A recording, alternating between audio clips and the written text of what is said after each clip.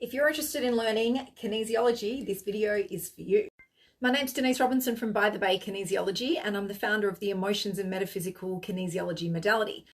To become a kinesiologist, the first step is to attend the Kineasy Intro Course. This is a 2-day beginner course with no prerequisites, and you will learn everything you need to have a solid foundation in kinesiology.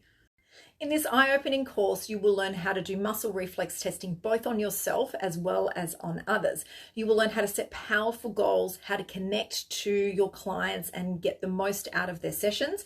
You will learn how to tap into the subconscious mind. We also work with all the different pre-checks in the body, which is checking that the brain is switched on. And one of the most important things is that your nervous system is balanced. We have a full unique protocol in the EMK modality of how to balance and reset the nervous system, which you can use on yourself as well as all your clients.